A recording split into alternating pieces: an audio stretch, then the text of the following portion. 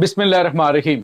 अस्सलाम वालेकुम नाज़रीन, मैं हूं डॉक्टर अली और आप देख रहे हैं मेरा फेसबुक और यूट्यूब चैनल। नाज़रीन, बहुत आम तरीन डेवलपमेंट, बहुत बड़ी खबर कि बिलाखिर वो दिन आ गया है कि जब दुनिया ने पाकिस्तानी पायलट्स की महारत के बाद पूरे पाकिस्तान की जो इस वक्त इंतजार था वो मैंने 2 दिन पहले बताया था कि पाकिस्तान के अभी उरूज और तरक्की का वो दौर शुरू होने जा रहा है। और नाज़रीन, अब वो शुरू हो चुका है। पूरी दुनिया से पाकिस्तान को दरख्वास्तें दी जा रही हैं कि हमारे पायलट्स को ट्रेनिंग दें।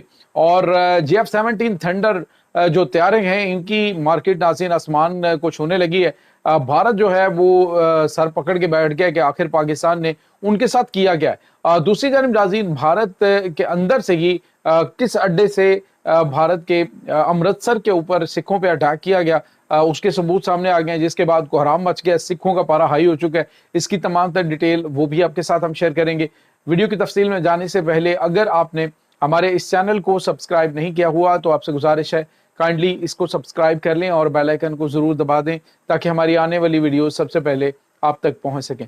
नाज़रीन, हम आपके शुक्रगुजार हैं जो आप हमारे वीलॉग्स को देखने के लिए वक्त निकालते हैं और कमेंट सेक्शन में अपनी मोहब्बतों का इजहार भी करते हैं। नाज़रीन, इस वक्त आपको पता है कि जंग खत्म हुई है, तो उसके बाद से अभी तक फिजा के अंदर हवा में शोर अभी तक मेरी उड़ान का है। और इस उड़ान का शोर नाज़रीन बहुत अरसे तक रहेगा। और वो जो लोग कहते थे कि मुतालिया पाकिस्तान जो है उसमें उसको दुरुस्त करो, तो मुतालिया पाकिस्तान के अंदर ये पढ़ाया जाता है। अब मुतालिया पाकिस्तान के अंदर हम नहीं, दुनिया पढ़ाया करेगी कि पाकिस्तानी शाहीनों ने क्या कारनामे सर अंजाम दिए थे। नाज़रीन, जैसे जैसे वक्त गुजर रहा है स्टोरीज जो है वो डिक्लासिफाइड हो रही हैं, चीजें खुल रही हैं, सामने आ रही हैं।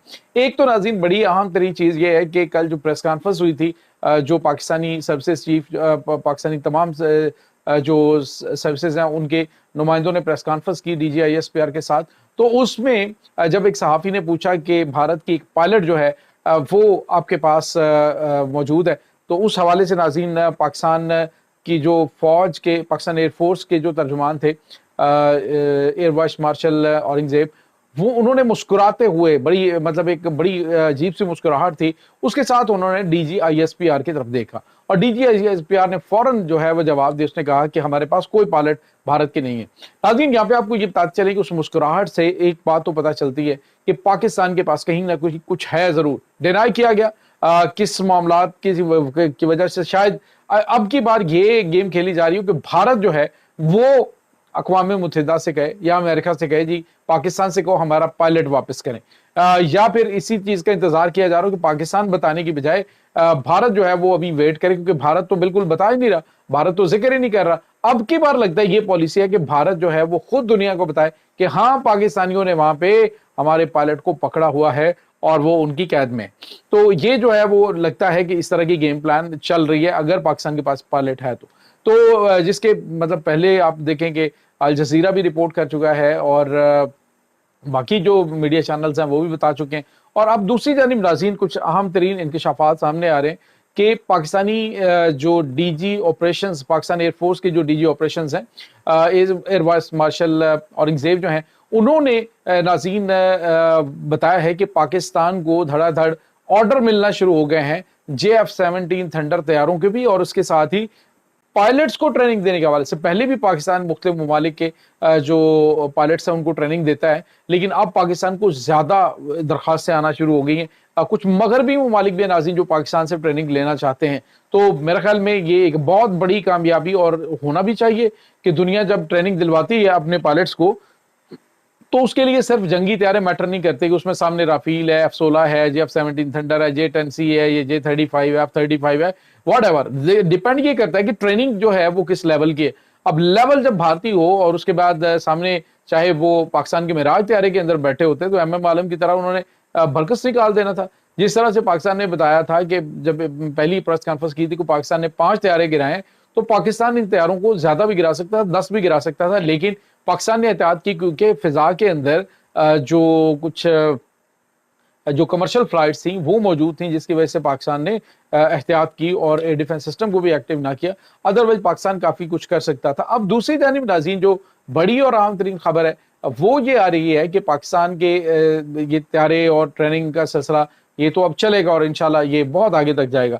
अब दूसरी जानिब जो खबर आ रही है वो ये है कि सिखों का पारा हाई हो गया नाज़रीन, اور یہ ایک ایسا موقع ہے کہ جس میں پاکستان نے وہ تمام تر ثبوت رکھے ہیں کہ بھارت کے جو آدم پور ہے ہوائی اڈا ان کا، وہاں سے میزائل لانچ کیا جاتا ہے، اور یہ میزائل جو ہے وہ سپر سونک میزائل تھے، اور ان کو لانچ کیا جاتا ہے تو ایک تو آدم پور کے اندر ہی گرتا ہے، اور دوسرا جو ہے وہ گرتا ہے جو 4 دیگر میزائل ہیں وہ جا کے امرتسر کو ہٹ کرتے ہیں۔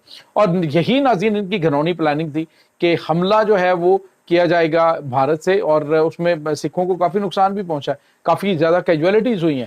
تو اب جو ہے وہ سکھوں کا پارا ہائی ہو چکا ہے کہ بھارت کی جانب سے ہمارے اوپر اٹیک کیا گیا ہے پاکستان سے نفرت کروانے کے لیے۔ لیکن ناظرین اب سکھ جو ہیں انہوں نے پہلے بھی آزاد خالصتان کے حوالے سے پاکستان سے درخواست کی، اقوام متحدہ کے اندر ایک ریزولوشن جو ہے وہ پاس کرنے کے لیے جو ہے وہ دے، اور اس کے بعد اس کو پاس کروانا ہمارا کام ہے، لابنگ کرنا ہمارا کام ہے۔